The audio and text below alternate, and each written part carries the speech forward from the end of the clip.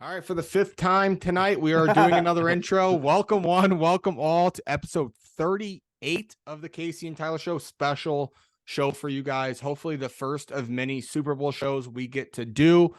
Really looking forward to this show. Obviously, we're going to talk a lot about the Super Bowl, but before we get to that, NBA trade deadline, as all our listeners know, we're the number one NBA podcast in the world. We cover it exclusively. We talk NBA almost every episode. So I'm really looking forward to talking about the crazy news in the NBA this week.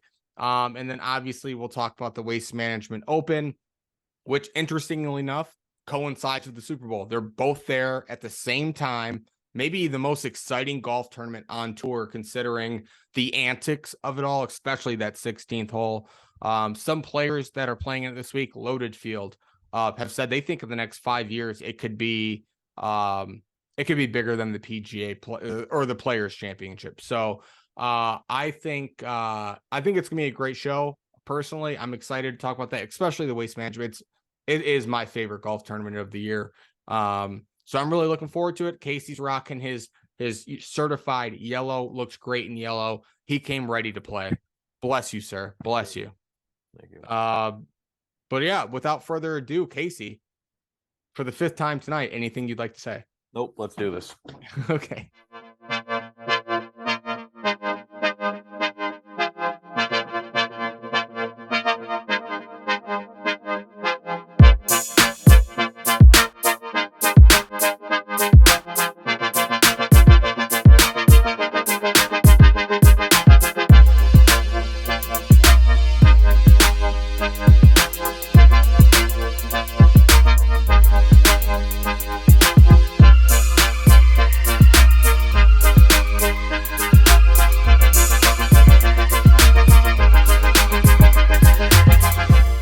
All right, Casey, let's start out the show. LeBron James breaks the all-time scoring record on Tuesday night and then decides to sit out the fourth quarter, or sit out the majority of the fourth quarter, and his team decides to lose.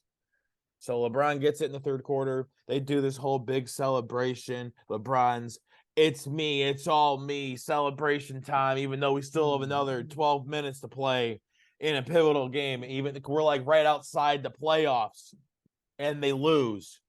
I will always remember this, him breaking the record and then him quitting on his team and then losing and then having a chance to get into the playoffs. This wasn't the final game of the season. Then how do you have 36 points in 3 quarters and you only end up with 38? I don't know. It's a team sport. Regardless, I'm not trying to troll about this. This is like a big deal in sports. LeBron breaks a record that a lot of people think would never be broken. It was pretty cool. I haven't watched a lot of NBA this year, despite us being the number one NBA podcast in the world. It was cool to see him get it done. Yeah, I don't know. Like, legitimately, do you think anyone will get to that again? Huh? Do you think anyone will do you think anyone will break that record? Jordan would have got it if he would have played 20 years. Maybe. Should have played 20 years then. I mean, you saw like Jordan at age 38 versus LeBron at age 30 is not even close. Jordan was done. Well, also, wait, what do you mean done? He was on the Wizards. He sucked. He wasn't even close to being like what he is today. LeBron has a lot more durability. When you get the shit beat out of you for your first 10 years in LeBron, I mean, that is a different game. It's a different era for sure. It was cool to see. He definitely heated up in those first 3. I thought it was cool that he told his sons, he's like, I'm gonna go get it right here. I only need eight points. I thought that was cool. I mean, why are you talking to your sons during the middle of a game? It happens all the time in the NBA. People all the time in the NBA. Players are talking to the fans sitting courtside and stuff. That's very common.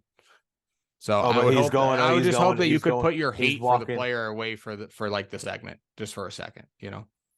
I mean, I said good job. He's a good player. He's a great player. Hall of Famer. He is a Hall of Famer. I mean, he's just not the greatest of all time. I mean, that's your opinion. You didn't even whoever you think's the greatest of all time. You never even got to watch play, so I don't know how you could say that. Okay, but definitely the best of our generation, I would say, at least as of now. I will say this: it is interesting when it comes like the NBA, and like we talked about it a lot in our group chat. Like I understood why they stopped the game. Like I understood it, but I didn't necessarily agree with it. We talked about it too. Like when Barry Bonds broke the home run record, they stopped the game. I get it. Like I think it's more for the TV network and the fans that are there, because you're making like um a spectacle out of the event. But I did agree with the sentiment that like you could have done it at the end of the game. And Or granted, like at least in between quarters. yeah, because there was like 8 seconds left in the third Yeah, quarter. because like there's gonna be a TV timeout. Hurry up, boom. Yeah, You have a quick couple minutes, or like make that I am fine with making that a little bit longer, but it's like, what's the point of even playing that? Like the last 12 seconds, whatever. I agree. Just, I agree. My whole argument is like I obviously, and I know that you know this. Like this wasn't LeBron being like we need to stop the game. Obviously, this was set up by the NBA, the networks, and all that. And I get why, because like they're trying to make the moment as big as it is, or as big as it can be. But like from like a fan like you, where you were like, I just wanted to see him do it and go to bed. It was like, okay, dude, like what are we doing here? And again, if you're the other team, you're just sitting there waiting to get back on the floor. Like what are we talking about? So I did agree with that. I thought, like, I do agree that during the TV, they could have said, hey, we're going to take an extra 4 to 6 minutes, do it then. And then it's like a more natural break. yeah. So I agreed with all that. Cause I remember when LeBron or Barry Bonds hit that home run, it was against the Nationals, and it took like, dude, baseball's slow enough. Like when they did that whole thing, it was like, guys, you could have just done this after the game. Like baseball's slow enough. And I get it for the fans. Like it was probably really, in between really cool. innings when the fucking pitcher's warming up.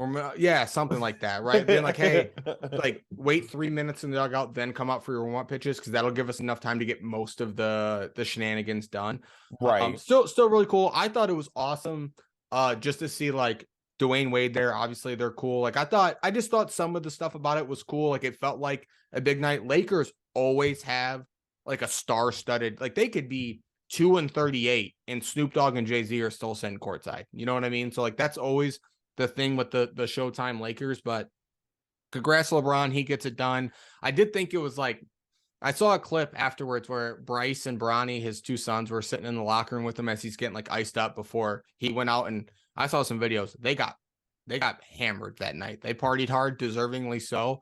But he said, who's they? LeBron and his sons? No, like the Lakers and like Jay-Z and all, like, you know, just that, like a group, collective group. No, sorry. They're children. I didn't mean this. I didn't mean to. I'm asking that. I didn't know if LeBron's allowing underage contributing to minors. Yeah. No, sure.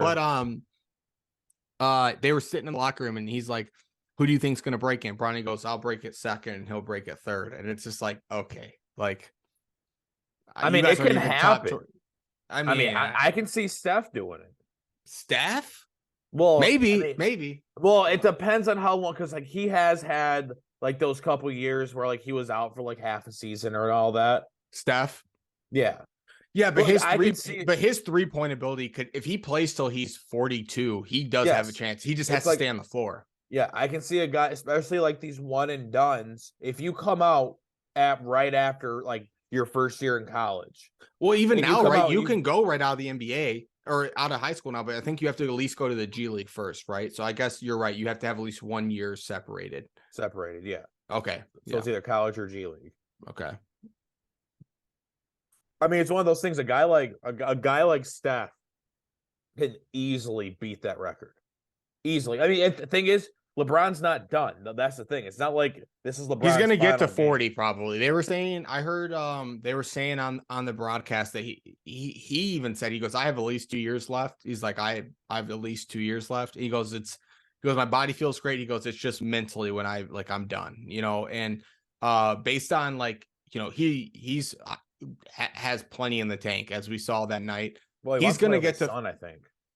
Yeah, if his son's even good enough to make it, which there is a little bit of skepticism there, but as big of a LeBron slappy as I am, and I'll admit it, LeBron will find a way for his son to end up starting on an NBA team with him, even if he only plays in the league that 1 year. You know what I mean? So that's just the kind of pull LeBron has. But I will say, Yeah, he's not just gonna like break the record. He's gonna quote unquote shatter that record, and it's gonna be tough. And the thing is about LeBron that you can't take away from him is that he's been healthy his entire career, and that's what's allowed him to do this. He's been the focal point of the offense for his entire career. And when you are that, you have the opportunity to do this, right? So there's no doubt, like, people want to say he's the greatest scorer of all time. He's up there, but like Kobe was a better scorer. He dealt with an Achilles, he dealt with some injuries, and he retired, younger than LeBron was. So, it's going to be interesting to see. It was good to see it. Like that's like I said, one of the greatest basketball players, if not the greatest basketball player of our generation, depending on what camp you're in. So I thought it was cool to see. I'm glad, we both tuned in for it. I didn't think you were going to watch it. It's history. I mean, wasn't a Bonds fan. I didn't think that he should have been able to get the record just because of the whole steroid era. Mm-hmm. But I watched the Bonds thing. Yeah, we were young when that happened too, but I remember that night. We remember that. And I just remember laughing because my dad, I'll never forget, we were sitting in the back room watching it. Bonds hits home run, my dad just laughing. I'm like, what's so funny? He goes, that pitcher's never going to live that down. Like for the rest of his career, it's like you gave up the record-breaking home run. Yeah. 756. So that was cool. That was cool to see. But let's move on. I think that one's going to be harder to break than the undoubtedly the NBA scoring record. Undoubtedly. I agree with you 100%.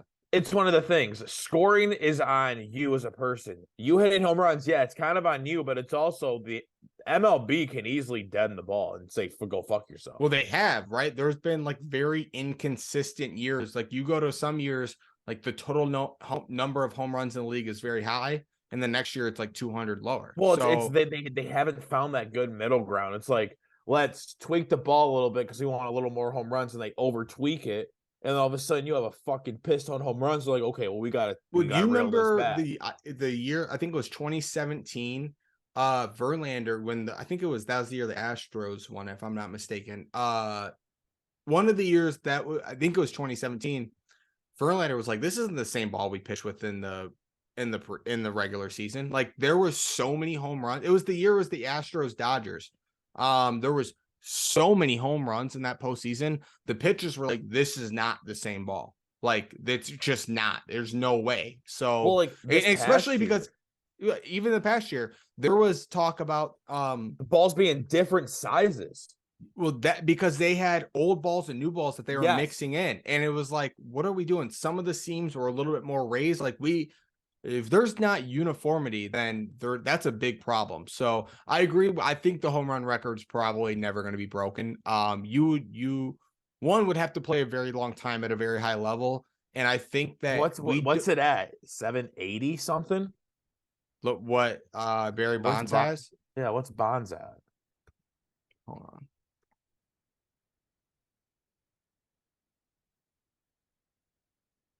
He has 762. Yeah, 762. So let's see. A 20-year career, you're hitting 38, a little over 38 home runs a year. You have 1 year where you're hitting 39. Albert Pujols, who retired, had 703. He played 22 years. Miguel Cabrera is the next closest at 507, and he's 39 years old. Nelson Cruz is the third highest active player at 459. And then you go to Giancarlo Stanton, who doesn't even have 400, and he's already 32. I mean, it's one of those things. I mean, Bonds hit 73 in a year. So it's you have to have a year to where, unless you have to have you have to have multiple like 50 plus years. Like where like you get or you're very 4 years. Yes, or you're consistent your whole career hitting 40 home runs a year. Yeah, that's just tough to do. Yeah, I don't know that we'll see the game's changed too. Pitchers throw harder. They're giving up less. Guys are swinging for the fences more, which I don't know that leads to more home runs. So it's very interesting. But you could tell on the broadcast, like even Shaq was like, this was my goal my entire career. I never was able to sniff it. And I thought that was cool. It was also like Kareem Abdul-Jabbar looks old. Old looking fella. He does look old, but he Old-looking was fella. also a center, so I think it's more. Yeah, on your body a little bit. Yeah, he was Well, I really mean, good. I'm talking more of like him having LeBron's a small forward, so Yeah, but back in the day, the NBA was like focal point around centers. Look at like Will. Look at Kareem okay. Abdul-Jabbar's. Scoring 38,000 points as a center is pretty damn good. Well, back in the day, like the whole offense ran through him. I think that he's one of the only 3 players in the NBA to ever have 3 straight MVP awards. I did the math. Like, if Jordan played 20 years and he averaged what he averaged every year, he would have like 43,000 points in 20 years. Yeah, but Kobe's he did. Or Jordan's a GOAT. Yeah, I don't know if I agree with that. Moving on, let's talk about crazy NBA trade deadline. We'll start first with the big one that broke last night. I texted you guys at like 1:15 in the morning when Woj broke the news. The Nets, who have traded both Kyrie and Kevin Durant. Nets trade Kevin Durant and TJ Warren to the Suns for Mikal Bridges, Cam Johnson, Jay Crowder, 4 first-round picks, all unprotected, by the way. 2 second-round picks, draft rights to Juan Pablo Valette, who is a guy they drafted like overseas and then stayed. It's kind of like what the Pistons did with a guy a couple of years ago, where they decide to stay, you still retain their draft rights, and then a 2028 swap. So that's a scary looking Nets team now. You got Chris Paul, Devin Booker, Kevin Durant, and DeAndre Ayton. Suns team. Sorry, Suns team. Yep. DeAndre Ayton. That's a disgusting team. So one thing that I saw a lot of like NBA pundits around the league on Twitter talking about is, yeah, obviously it's a great trade for the Suns. They get a superstar. They traded away a lot of defensive help and a lot of depth. So if they don't stay healthy, they're in trouble because they don't have a lot of depth after that. But if they stay Crowder healthy, got traded again. Yeah, yep. So it sounded like Bucks. So what I was watching Scott Van Pelt right after the trade, like I put ESPN on right away to be like, because I knew people would be calling in and I kind of wanted to follow it. And not Wojnarowski, Windhorst said that the Bucks had been calling the Suns. This is before he got traded. The Bucks had been calling the Suns all year about Jay Crowder. And they were like, yeah, we don't like anything you have to do. So when he went to the Nets, he was like, I'm predicting that he's going to end up on the Bucks. He was like, he's a perfect fit for what they need as far as a depth and like veteran presence. Defensive guy. And all that. High energy guy. And so when I saw that he got traded to the Bucks, I was like, fuck, how to Windhorst. Like these insiders are impeccable. Like, and crazy that he called that. Shout out to fucking Matt Ishbia. Like, just be verified as the owner 2 weeks ago.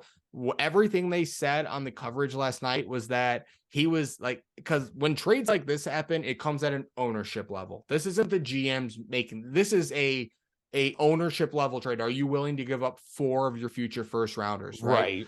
And it sounded like they had conversations all of Tuesday and they kind of stalled out. And Ishbia got on the phone last night. Was like, because they didn't want to include Mikal Bridges, and the Suns would not, or the Nets would not do it with Mikal Bridges, without Mikal Bridges. And finally, Ishbia was like, okay, I want Kevin Durant. Like, let's just do it. And so I think one of the big things was like, if we give you Mikal, we at least need TJ Warren to fill his spot. Like, like in the, in the replacement deal. And TJ Warren's a good player. So that's a nasty starting 5 with like I said, Paul, Booker, TJ Warren, KD, and DeAndre Ayton. Probably the best starting 5 in the NBA as of right now, but they lack a lot of depth. So it'll be interesting to see if they stay healthy. Obviously, that's going to be crazy, but in the playoffs, they're all going to be asked to play 30 plus minutes, and that's just something they're going to have to do. What a trade. Nets hitting full reset. We already talked about the Kyrie deal, obviously, with him going to Dallas, and it looks like I applaud the owner of the Nets for not waiting too long and saying, this obviously isn't working. Let's get everyone out of here. Let's just get a shit ton of picks and start over. They have so many assets now that they could turn this around next year. I mean, they legitimately could. So, and I did hear, and they weren't able to get done. They were taking calls on Ben Simmons too. And a lot of teams were like, I'm not giving a first for Ben Simmons. Like, no way. He's a head case. He doesn't play. Too much money. Too much money. And like Ben Simmons did himself no favors last week. He was on like a podcast talk show. I don't know what it was. And he goes, it's going to take me 2 or 3 years to get back to where I was. Bruh. Go fuck Can't yourself. say that. Don't say that. Right. So that was crazy. But yeah, I think that was the biggest news. Obviously, KD, he wanted to go, like when he requested a trade over the summer, he wanted to go to Phoenix. That was where he wanted to go. So it definitely feels like he had a better relationship with ownership since they got him to where his, and he has a no trade clause, right? So he could have been like, I'm not going to Orlando. Like, if you want to trade me for Paolo Banchero and their first 4-round picks, I'm not going to Orlando. You guys are just going to have to cut me in the offseason and I'll sign wherever. So, and then obviously the next big trade, Lakers trade. They didn't trade Patrick Beverley. They traded Russell West. Today they did? Yeah. They traded Patrick Beverley and 2 first-round picks in cash considerations for Mo Bamba. I didn't see that. Well, they also traded Thomas Bryant. I have that down at the bottom. Okay. Well, why didn't Thomas Bryant. I didn't know about Thomas Bryant. You should have put that with them. Okay. Anyway, it was 2 different. I saw that one. It was technically 2 different trades. I didn't see this. So they traded that Patrick happened like a couple Beverley hours ago from Mo Bamba. Why would they do that? Who's going to play shooting guard? Well, they have D'Angelo Russell. He's their point guard. How tall is Malik? Who's Malik Beasley? I guess he'll be there. Yeah, I mean, he's a guard. I guess he'll be the guard. I didn't know that they. Why would they want Mo Bamba? Is he good? I thought he saw it. Okay, I didn't know this. I was at my golf partner's his daughter's volleyball senior night, so I did not see this come across my desk. So they trade Pat Bev, a future 2nd-round pick, cash for Mo Bamba. Okay, I don't have much to say about that. I didn't hear this. That's interesting. Yeah, I mean, it gives him depth at center. I mean, he's a good player. They have depth at center. They've got freaking Lakers. Oh my gosh, LeBron's definitely not winning one this year. Yeah, he ruins teams. He runs teams to the fucking ground. He wins one championship and he runs them to the fucking ground and leaves them with nothing. Leaves them with absolutely nothing. Well, they must have saw something with Mo Bamba. We'll get back to the Lakers. Let's just do this one since we're already on the Lakers. So sticking with the Lakers, T-Wolves, and Jazz, massive 3-team deal. Don't know what the Jazz or really the T-Wolves got out of this, but Lakers get D'Angelo Russell, Malik Beasley, and Jared Vanderbilt, 3 good players. T-Wolves get Mike Conley, Nickeil Alexander-Walker, a 2024 second from the Lakers, a 2025 second via the Jazz, and a 2026 second via the Jazz. So they basically end up with 3 second-round picks. And then the Jazz get Russell Westbrook, Juan Toscano Anderson, Damian Jones, and a 2027 first-round pick for the Lakers. Feels like the Jazz are in full reset mode, especially after they, got rid of Gobert and was it Mitchell? Yes, he's on. Yeah, Mitchell's on the Cavs now. Cavs. So I heard a rumor that the Clippers are going to probably go after Westbrook in like a sign and trade or something like that. So what it like sounds buyout. like, buyout. So they said it on Scott Van Pelt last night when they had Windhorst on. Van Pelt said, I'm going to write this on a piece of paper and I want you to give me a hand signal what you agree with. What is the % chance that Russell Westbrook suits up and plays a single game for the Jazz? And they both said 0%. Sounds like this was on the understanding that they're just going to buy him out and he'll be released. And then it does sound like the Clippers, because of the connection with Paul George, are the favorite. They also mentioned Miami is really in on him. Windhorst had some strong things to say about Brian Westbrook. He basically said that this is one of his last couple chances to figure out how his NBA career could be over, because he's on his 5th team and he's on his 5th team in 5 years. It's not that his numbers on paper look great, but when you look at his efficiency and what he brings to winning, it's not very good. And so his market is quickly dwindling, where teams feel like it's what you have to pay a guy like that is just not worth it. I wish Westbrook all the luck, man. He's an electric player, but got to figure it out. And if I was Westbrook, honestly, if I wanted to keep playing, I'd be telling teams I'm willing to take a pay cut so I can get a championship, because he doesn't have one yet. And I think that like he's probably a Hall of Famer because NBA lets everyone in, and he had that triple-double season, which hasn't been done in forever. But for him to cement himself, he needs to be the starting point guard of an NBA, like a championship team.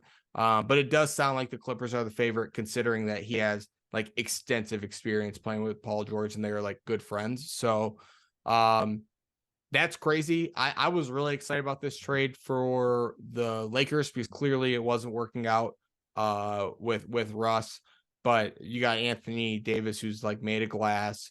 And so we'll see. The Lakers probably make the playoffs, see if they even win a series. We'll see. And then we'll talk about our local team, the Pistons here. Pistons Hawks. This trade makes no sense. Pistons Hawks Warriors 3-team deal.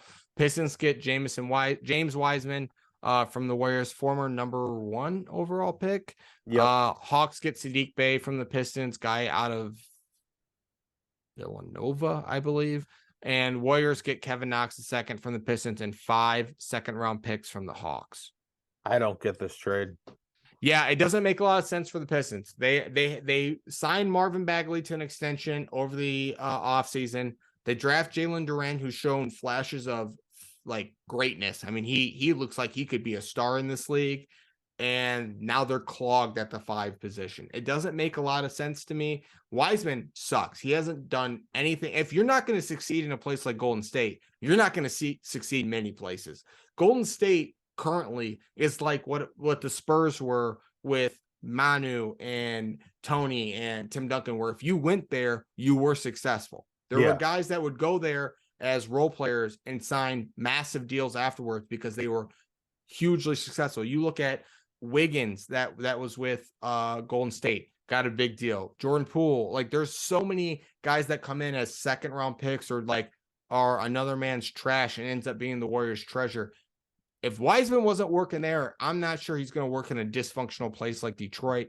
Trade didn't make a lot of sense to me. Sadiq Bey, for what it's worth, did himself no favors. What he was great at was a spot up 3-point shooter, kind of a 3-and-D type of player, and his 3-point numbers are way down this year. And the Pistons weren't going to sign him again. So I'm glad they got something. I don't know if their plan is to try to move Wiseman in the offseason and accumulate a pick. I don't know. If you're the Pistons, you got to hope Wiseman plays really well for you in the second half of the season, and then you can trade him. That's the only thing I can think of. Local sports talk radio here in Detroit was massively upset with this trade. Not just the trade, but the fact that Pistons held on to a guy like Alec Burks, who they got calls about and could help playoff teams as like a role player guard. Wanted to keep him. Don't get that. Nerlens Noel. They got calls about Nerlens Noel as like some playoff teams like, hey, we could use depth at the 4 and 5.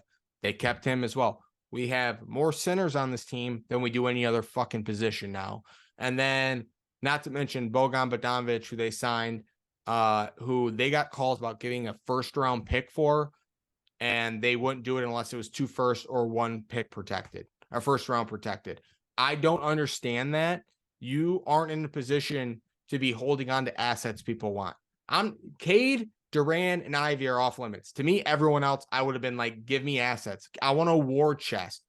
The Cavs, let me start with this. The Thunder are the youngest team in the NBA, and they're going to make the playoffs this year. They started their rebuild after you. The Cavs certainly started their rebuild after you, and they're miles ahead.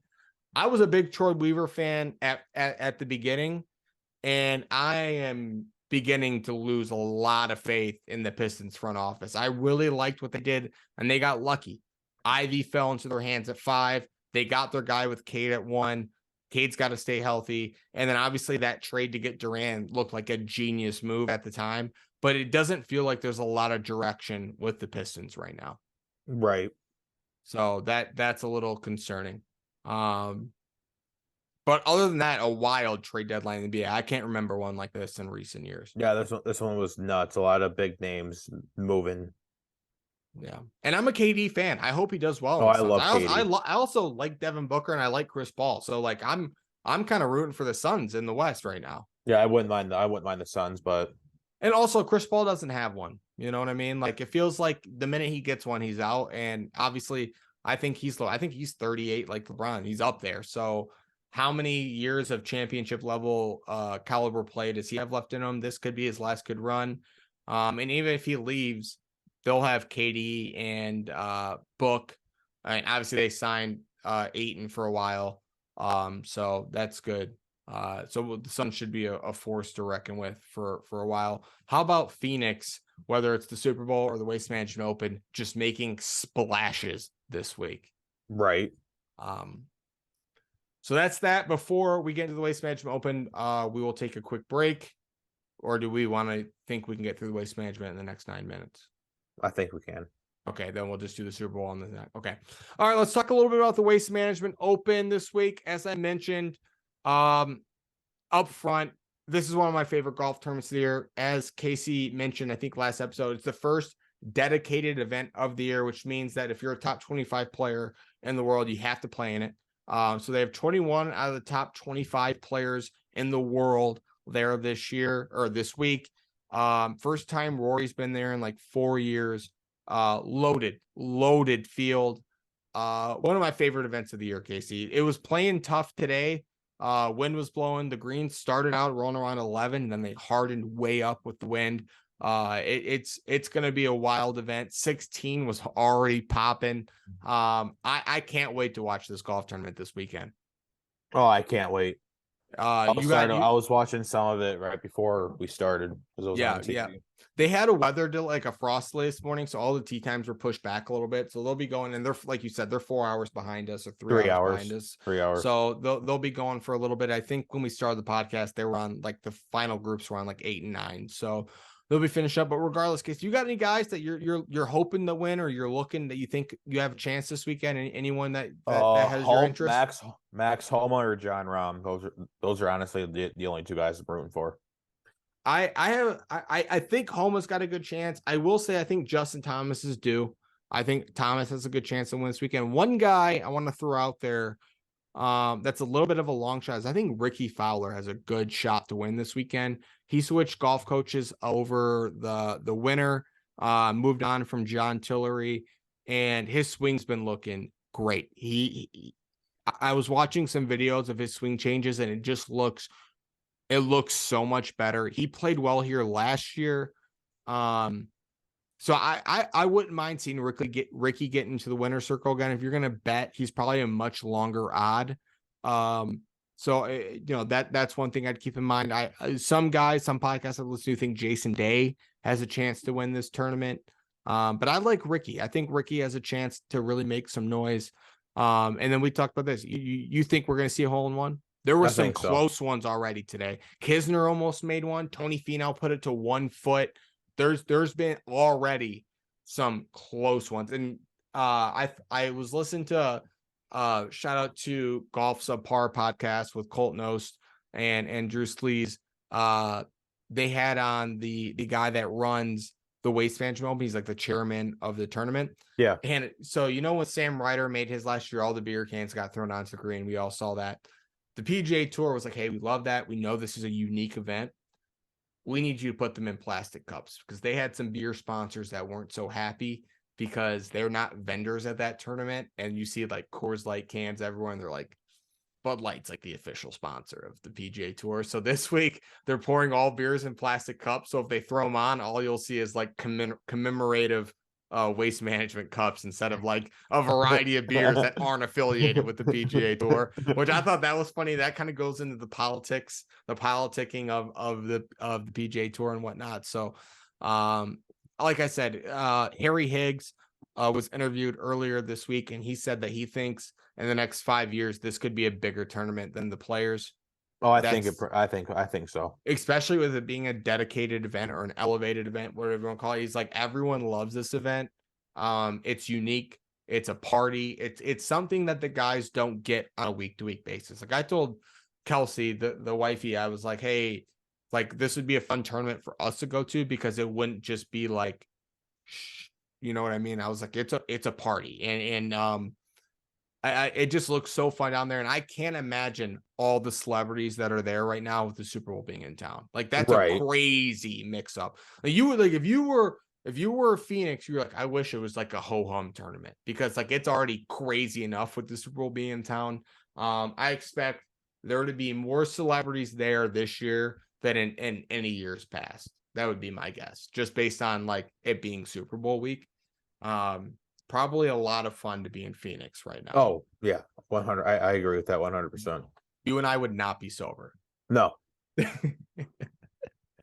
So you like Rahm or Homa? Those are kind of cop out picks because they're two really good golfers. But I agree. I think Rahm can get it done. What do you mean? You said JT, which is a cop out pick. He hasn't won in a minute. He hasn't won since the Players. Okay. Just you act like that was that long ago. I'm just saying. I think JT's due to win a tournament like this. I did think it was cool. Ricky Fowler and Spieth played in like a pro-am tournament on Monday that wasn't affiliated with the thing, and they were interviewed afterwards, and Spieth was like, you get to 16 and you just want constant noise, because if it dies down, then they start yelling again. He goes, then you have a problem. He goes, you walk in. He goes, the best thing they did was add a bathroom before that. So like in the tunnel before, he's like, I have to take a piss. He's like, there's no way I'm out there with all that noise. He goes, because if I have to pee, he goes, then I'm thinking about two different things. He goes, now I want to leak myself on the 16th tee. So I think it'd be really fun in the next 5-10 years if you and I were able to go out there and sit on the 16th tee and see what that's all about. Because that looks fun. That looks unbelievable. I know it's expensive to get tickets on the 16th tee, but to me, it would be so worth it. It would. I think. Or hopefully we're big enough and we can get out there like the week before and play it with the stadium there. Yeah. And you know what's crazy too? We got 3 minutes left. Okay. So what's crazy is that like Spieth was talking, he goes, it's not a hard shot. He's like, it's a pitching wedge or a 9-iron in. He's like, it's not tough. And he's like, but when you add all those people and you walk in, he goes, it's a stadium. You're at a whole different venue when you enter the 16th. He goes, it goes from being like a rudimentary type golf shot to like, fuck, do I need a club down because my heart's beating like 120 right now? Yeah. You know what I mean, they told a story about Harold Varner pulled an 8-iron because he wanted to like flight it and it was like nice easy swing, and Spieth is like, you're hitting what? It's like, I'm just gonna hit 8, and he's like, I wouldn't do that. And he fucking one-hopped it off the back wall into the rough. And they were like, told you, adrenaline gets going, man. I would not have hit that. You could have hit approach wedge and been on the front of the green. You know what I mean? So that's crazy. I love that environment. I was showing Kelsey the video of the Sam Ryder beer cup thing. She's like, that's at a golf tournament. And I was like, yeah. Because she just thinks about the one we went to in Benton Harbor. And she's like, it was pretty like sucked. Yeah, it did. Well, there's a lot of that's not a course. That's not a friendly course to walk. I'll never go to that again. Dude, we walked like 17 miles. I'd never been more ready for an alcoholic beverage in my life than when we decided to go. And we still had to walk 15 minutes to get that. I was dead. And it's all uphill. Yeah, that sucked. But I said, this is not your ho-hum, like me telling her, like, be quiet golf tournament. It's like crazy. So looking forward to that. We'll obviously recap that on Tuesday's show and give our thoughts. But all right, we'll take a quick break and we'll get into some Super Bowl coverage. Yep. All right. Moving on. Let's talk about what number Super Bowl is this, Casey? 55? 57. I think it's 57. Not sure. Hold on. Well, not you. LV2. 57. Yeah, 57. LV2 Super Bowl 57. Okay. All right, guys, welcome back. Let's talk a little bit about Super Bowl 57 here. Really excited.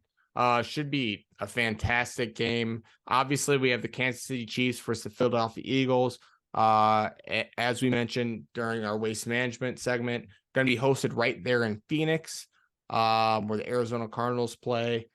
Eagles currently are 1.5 point favorites. Over under is at 51. What are your initial thoughts, Case?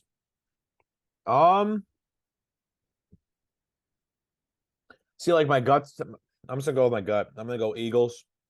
Eagles minus 1.5. I think they'll get it done. I think they're gonna win by like a field goal. I think it's gonna be a really, really, really close game.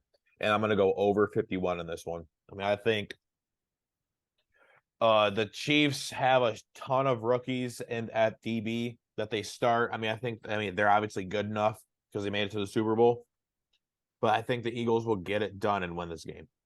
Yeah, I think the Chiefs are going to win. I just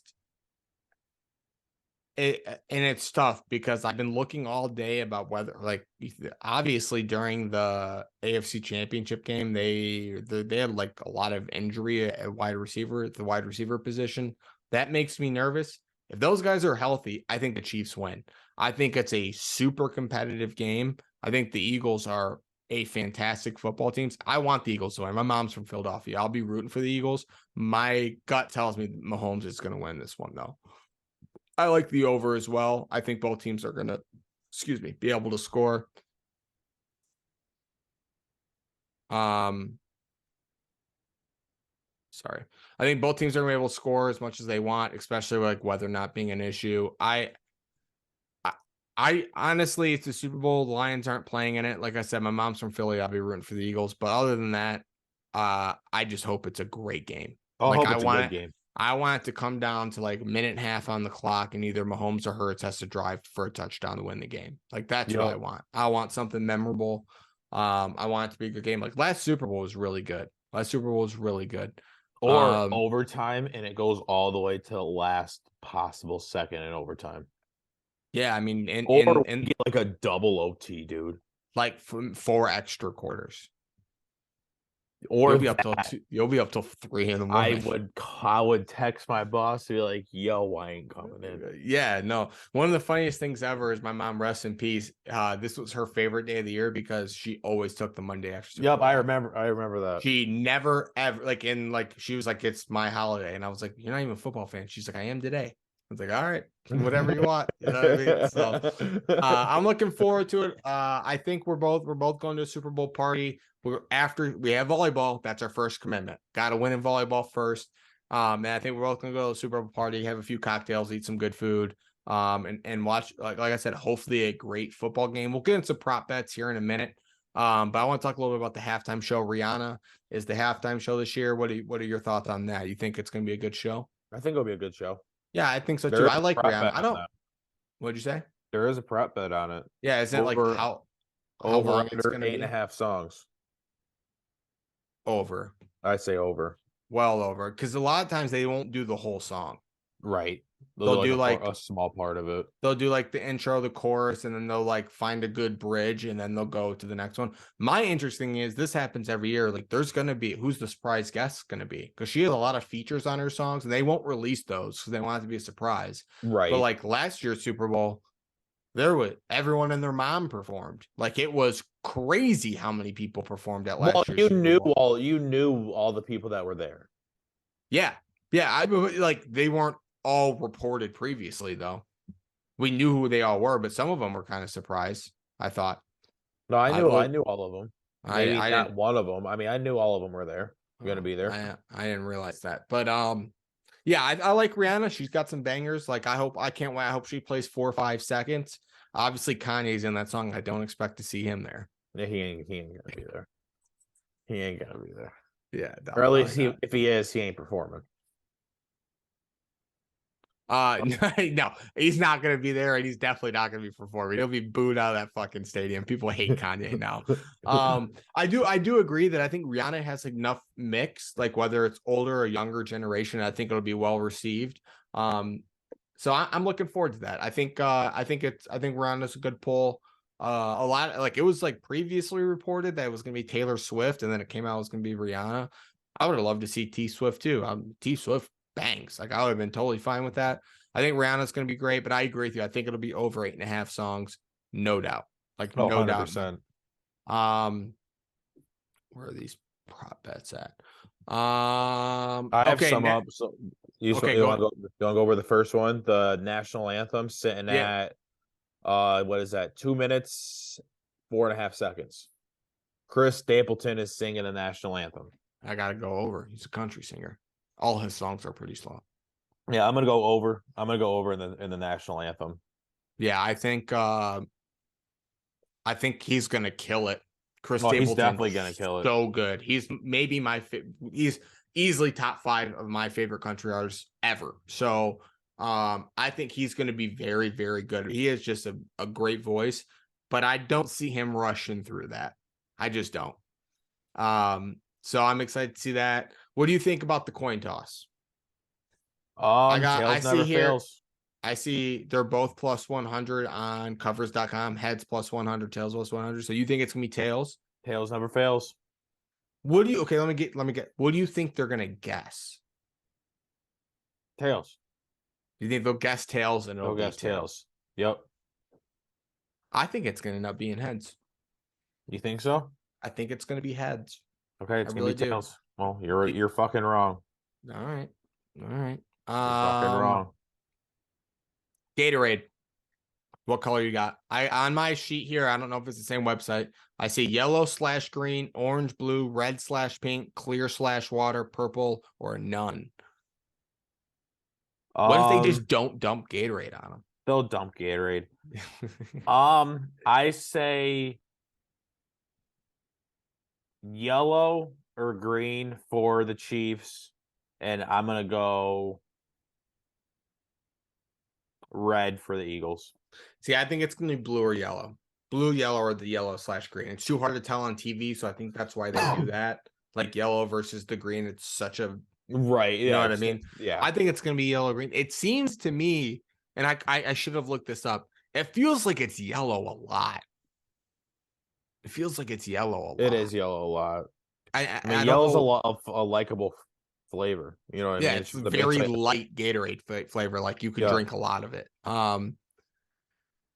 Yeah. I don't know. What else you got? Oh, there was one more. Oh, where the fuck was it? Well, what about who do you think is going to win MVP? We'll do this. Give me one from each team. I'll go Jalen Hurts or Patrick Mahomes. I'm just going to do the cop-out answer. I think it's going to be Patrick Mahomes or AJ Brown. That's what I think. I think AJ Brown. I think the Eagles win. AJ Brown or Devontae Smith has because you mentioned how bad or how young the corners are for the Chiefs. I could see one of those guys having a crazy game. But to your point, if AJ Brown has 10 receptions for 230 yards, that just means that Jalen Hurts has 10 more receptions for 230 yards. Right. So it's like, you know what I mean? I don't know. I guess you're right. The quarterback always seems to be the easier answer. How many total punts do you think there'll be? Over 6.5 or under 6.5? That's between both teams? Yes, total punts. I'm gonna go over because I think each team could punt once per quarter and still score a ton of points. I can see that. I mean, I can see like and that's from Caesar. That's from FanDuel odds. FanDuel odds are 6.5. I'm gonna go over. Which kicker will have the most kicking points? Butker or Jake Elliott? Elliott. Yeah, I agree with that. I agree with that as well. Will the opening kick be a touchback? No. You think they're going to take it out? They'll take it out. No way. Really? Unless it's like the kicker kicks it like obviously out of the end zone. Yeah. They'll take it out. Yeah, I think it's going to be a touchback. Let's see here. Which team do you think will score first? Whoever gets the ball first, honestly. So you think whoever gets it first is going to score? Yeah. I agree with that. So this says result of first scoring play. Eagles touchdown is at plus 275, 175. Chiefs touchdown is at plus 200. Eagles field goal and Chiefs field goal are both at plus 375. And then safety for either team is at plus 6,600. It'll be a touchdown. You think first score will be a touchdown? Whoever gets the ball first. Gonna go down and make it look easy. Yeah. Yeah, I can see that. As well. Let's see. Got one more here.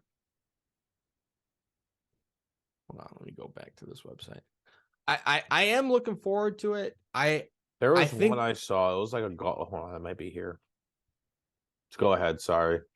no, you're good. The one that I was thinking, will the final play of the game be a quarterback kneel? Yes, minus 230, no, plus 180. Yes. I think so too. I hope not.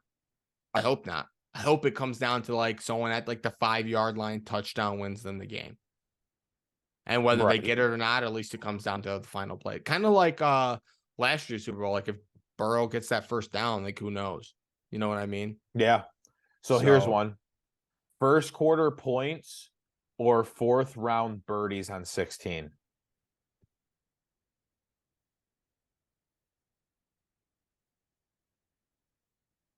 First quarter points. You think so?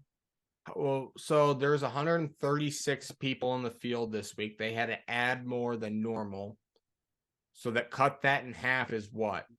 Just over 60, 67-ish. You said Just how many under people?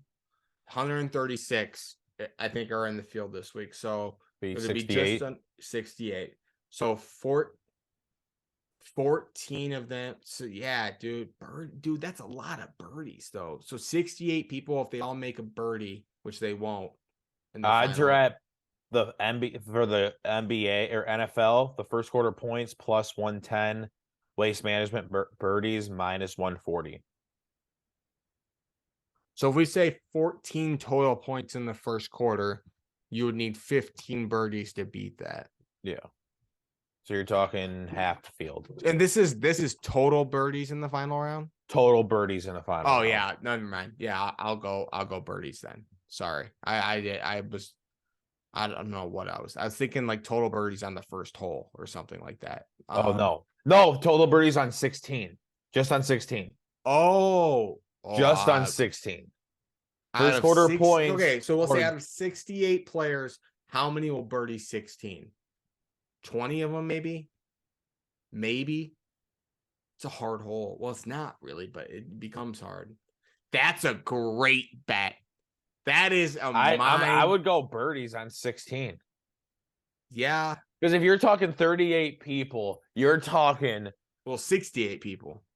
68 people. Yeah. Okay. 68 people. 68 you're talking chances. half of them get a birdie on 16. You win the bet because there's not going to be 30 points in the first quarter. Even if it's 14-14, you're in good shape. I don't even think it's going to be that. But that's a riveting bet, though. Like, that's really interesting. Yeah. I like that. Here's that another one. Miles Sanders rushing yards or Rory McIlroy's final score on waste management.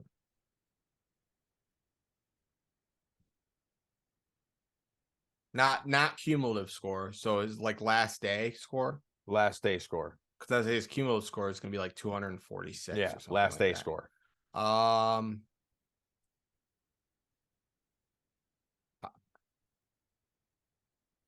don't think the Eagles are going to be able to run the football like that. I'll take McElroy. I think he's going to have. I think even if he shoots a 68, I think Sanders can score 2 touchdowns. I don't think he's going to have a ton of rushing yards though. Chiefs front four is really good.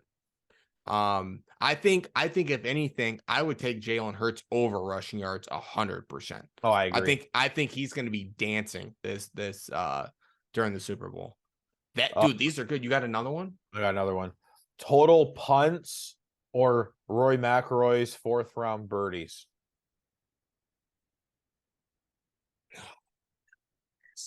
I love this. Oh my god, I love this. Shit. So we said there'd be over 6.5 punts.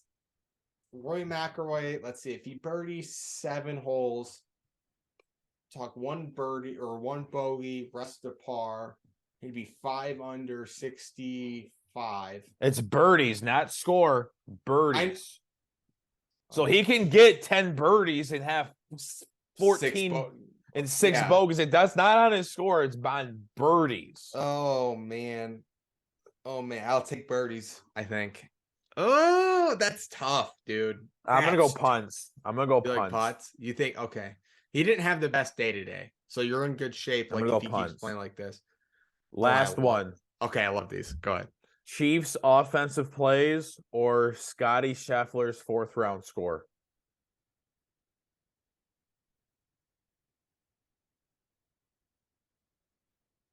How many off? Let me see how many they ran last game. I mean, you're talking probably 60 to 70, I would probably say.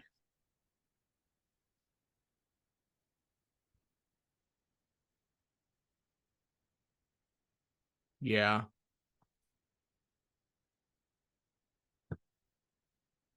It's let me just go to the box score. Chiefs, Bengals, AFC Championship. Sorry, give me 1 sec. No, that's fine. You're good, dude.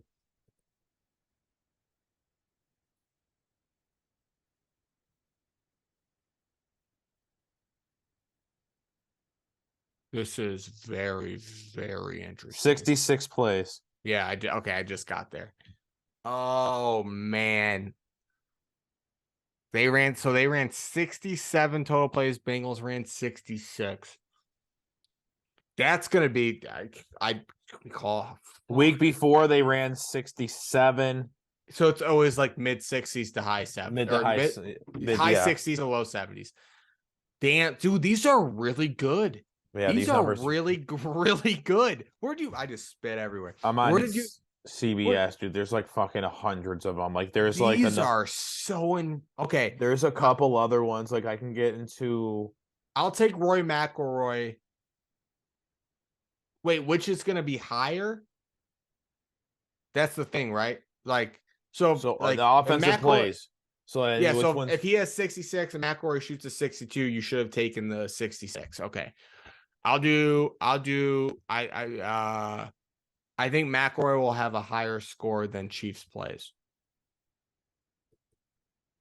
I think he'll shoot like it's Scheffler. It's Scheffler, not Rory. Oh, Scotty. Yeah, I'll still stick with it. I think Scheffler shoots like a 66, 68. I think the Chiefs are going to have a low 60s amount of plays. Dude, it's like there's like a couple. It's like Travis Kelce's receptions, and then Kentucky's men's basketball 3-point field goals made. Say it again. Travis Kelce's receptions versus Kansas's basketball 3-pointers made. Dude, there's like shit. There's a shit ton. That's crazy.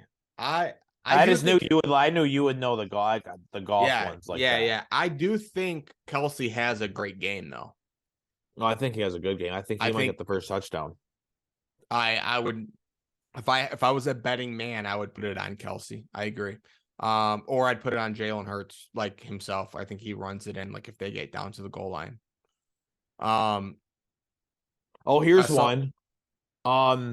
Jalen Hurts' rushing yards versus LeBron James's flops. I'd go LeBron James flops in that one. You know, historically, LeBron James is the most clutch player in the NBA. No, there actually is one here. It's Jalen Hurts' rushing yards versus LeBron James's points plus rebounds plus assists. So points, rebounds, points, rebounds, assists all together versus Jalen Hurts' rushing yards. So say he goes 25, 6, and 6. That's 37. I'd take Jalen Hurts. I'd go Hurts. Yeah. I mean, even if LeBron goes like, we'll say 36, 15, and 10. That's a lot. I mean, that's a lot. I do think Jalen Hurts going and getting in the hundreds. Let me go to Barstool real quick. Let me see what I want to see. Player rushing. I want to see Jalen Hurts' passing yards versus Lakers Warriors points. So Barstool only has Hurts' rushing yards set at 29.5. I would hammer that over. Oh, 100%. I mean, the odds aren't great. They're minus 500, but I definitely think he's going to have more than 29.5 rushing yards. MVP, let's see. Hurts is plus 130. Mahomes is plus 130. Kelce plus 1,200. Brown plus 1,600. Miles Sanders. I could see Kelce, possibly. I could definitely see Kelce. It feels like it's also somewhat of a popularity contest. Kadarius Toney plus 7,000 odds to win the MVP. Yeah, that ain't happening. Let me go to the bottom, see what the greatest odds are. Probably like 10,000 or Tommy 25,000. Townsend plus 50,000 odds. Jesus. Nakobe Dean plus 30. What the hell is Nakobe Dean gonna do to win the MVP, Casey? I have no idea. We're gonna have 3 pick sixes when he barely plays. What the hell? God, I love the Super Bowl. Love the Super Bowl. Game first. Let's see. First to 15 points. Chiefs or Eagles? You had the Eagles. You think the Eagles are going to win? Chiefs. Right? Do you think the Eagles will have a comeback victory, or do you think it's just going to be back and forth the whole game? So I think it's going to be, I think it's going to be back and forth the whole game. I think it's going to be, we'll say this. Chiefs get the ball first. They're going to drive it down, score, hold the Eagles to a quick 3-and-out. Then the Eagles will hold the Chiefs will drive it down a little bit. I think honestly the Chiefs might go up like 14-0 to start out. And then the Eagles will come down, score a tutty, and then Chiefs will go down, kick a field goal to go up 17-7. Then Eagles will drive it back down, score another tutty, stop them, go up 21-17 heading into half. And then from there, it's they'll get the ball back, go up 28-17. Chiefs score 28-24. Then relax. They'll hold them. Chiefs will get the ball, drive it down, get 3, 28-27. And then next thing you know, it's gonna come down to the last play. I say final score: Eagles 38, Chiefs 34. I like your logic. The one thing that I'm excited about is with these two coaches, we don't have to worry about this being like a conservative, I'm scared to lose the game play calling. Andy Reid don't give a fuck. Nick Sirianni certainly doesn't. So I don't expect either team to be pussyfooting around. Like I really don't. I see both teams coming out guns blazing. We do have a rare live question from one of our listeners. Is it easier to win a Super Bowl as a coach or a CFP? College football playoff as a coach or a Super Bowl as a coach? What do you think is easier? What do you think is easier? Yeah. That's a great question. Yeah, I said, I don't know. We're recording. Let me ask Casey. So what's easier to win or what's easier? I would say college football playoff because you have a month. You have over a month to prepare yourself for the team that you're playing. But it's like I think the overall recruiting, you're dealing with kids, not adults. I think it's easier to win a Super Bowl. How? One, there's less teams. What do you mean? There's only 32 teams in the National Football League you're competing against. There is 120 in the FBS. But it's okay. How many teams have repeated in this college football playoff? And look how many teams have kind of repeated, excluding Tom Brady. How many teams have went it's back been to back? Georgia, Alabama, Clemson, and Ohio State. That's it. Okay. In the NFL, it's been a variety of different teams. Right. So I think it's easier to win the NFL than it is college. No. You're proving my point. No, it's easier to win the college. If it's only been 4 teams, how is it easier then? Because it's if you're not one of those 4 teams, it's incredibly difficult. In the NFL, there's more parity, and you have less teams you're dealing with, and you're dealing with adults. But you're okay. I didn't know you meant like a whole overall season. I just thought I meant overall. I thought okay. Obviously college. I thought you meant the whole. Wait, college or NFL? Which is college easier? is? I mean, the NFL's easier. Yeah, okay, yeah, we're on. I thought you. I agree. thought If you're you talking meant. about one game, then That's it what I thought has you to were be talking college about. because you get 3 weeks to get healthy That's what and I thought. play. I thought that's what you were talking about. Was like literally the Well, you only college get 2 football weeks, playoff right, versus. Well, you get a month. to prepare for the semifinal. Then you get like 2 weeks off for the. Or no, The this week championship. this year it was only a week. Oh yeah. Anyway, it's a fascinating question. Regardless, it is because I think people are going to think we're crazy for saying that because the NFL is the hardest league that there is. So how could it be easier? But I don't know. There's something about dealing with adults in the room to me. Kids make a lot of mistakes, man. No, they do. I don't know. And I mean, it's not like it's one of those things to where the NFL, you can lose 3 games and still win a championship. College, you lose 2 games. That's a great point. You're pretty You much have to kicked go out of it undefeated almost. Yeah, that's a great point. It's until they bring point, in the 16-team playoff. which is You're not going to have a 2024. shot. Even then, like you said, there's so many teams to where it's like the 16th best team is probably a 3-loss team. You're having teams in the NFL that are like the Giants one year. They were an 8-8 team and they won the NFL. Yeah. They won the Super Bowl. Yeah, you're right. I'm glad that we talked about this and you changed your mind because that you're thinking, I didn't know that I didn't change. I didn't know. I didn't understand the question. I thought you meant like literally what's easier, the college football playoff.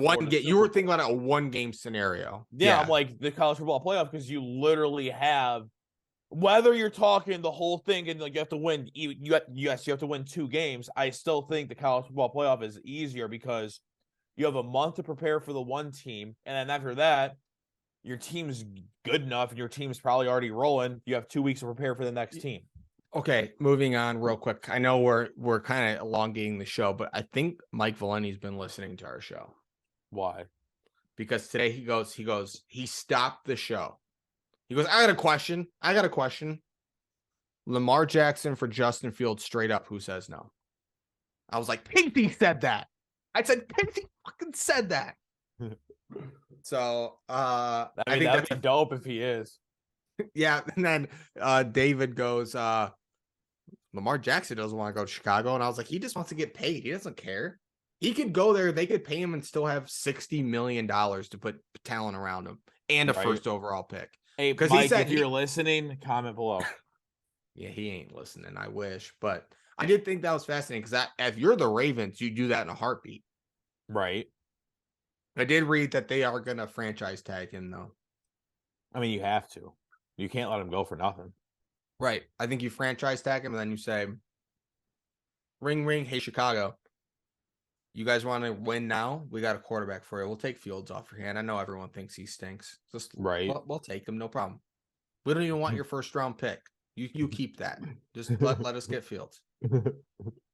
We would be the worst GMs ever because I would get, like, when I thought I offered a good trade, if they were like, well, no, I would lose. I would be so unprofessional. Oh, dude, like it would be one of those things to where like I would like just tell you to go fuck yourself. But yeah. Oh no. Yeah. Hold on, Kelsey just said. She's watching this movie with my dad called Jerry and Marsh Go Large. It's about a true story in Michigan where this guy, like a small town right south of Grand Rapids, he figures out how to rig the lottery and starts winning a ton of money. True story. Oh, it's on Netflix, isn't it? It might be on Peacock, but yeah, you should watch it. It's really good. It's funny. Bryan Cranston's in it, the main guy from Breaking Bad that you're watching. It's a great movie, but I'd seen it, so I was like, you guys should watch this. And my dad's not a comedy movie type of guy. If like people don't get killed and there's not guns, he's usually not interested. But I was like, sit down, Kelsey, watch this movie. I'll be down in a second. I got business to handle. But it is anyway, yeah, I would be on the phone with the guy, and if I felt like I made a fair offer and they said no, I'd be like, you better never call me for a trade. You better never need something from me then. They call. Like, honestly, I would be petty. I'd be so petty. Fucking piss me off. See ya. Yeah. If a player looked at me funny one day, I would fucking ship his ass out of town quick as shit. It's like draft night, and you get a call from them, and you answer. And you're like, "This is Domino's. How can I help you?" And they're like, "Casey, seriously, we got a good offer." And you're like, "Hold on, 1 second." You just set the. Don't even put them on hold. You just set the phone down. You pick up your actual line. You're like, "What's up, Jim?" They know it's like the guy from the Bengals. And you're like, "Oh yeah, we love that offer. Hold on 1 second. They're offering this. What can you offer? We'll counter. We'll counter. We'll just go with your offer. No problem. Yeah, dude. Sorry, man, can't help you."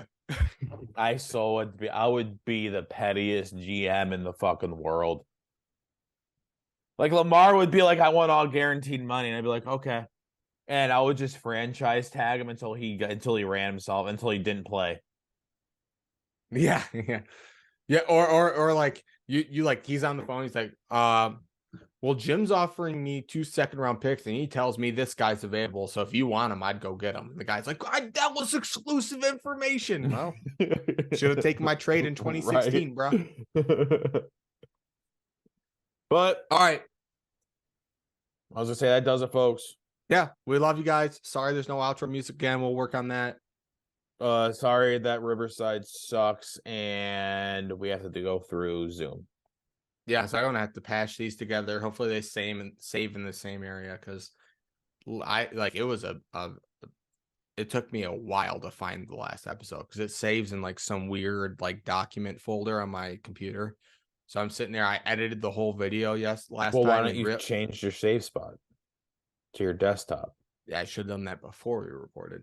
I'll do that after. But it was funny. I edited the whole last video, and I'm like, I don't remember wearing a hat. So I start playing it. It was the 2 weeks prior video, and I was like, oh well, that makes sense. Delete. Like, let's find the actual one. So that was funny. Okay. All right. Well, that does it for the show, guys. Enjoy your Super Bowl. Casey and I are going to have some cocktails. We're going to eat some good food, and we will update you guys on Tuesday about how volleyball went. We'll talk about the waste management moment, and then we will also, go through the Super Bowl. Love you guys. Love you guys.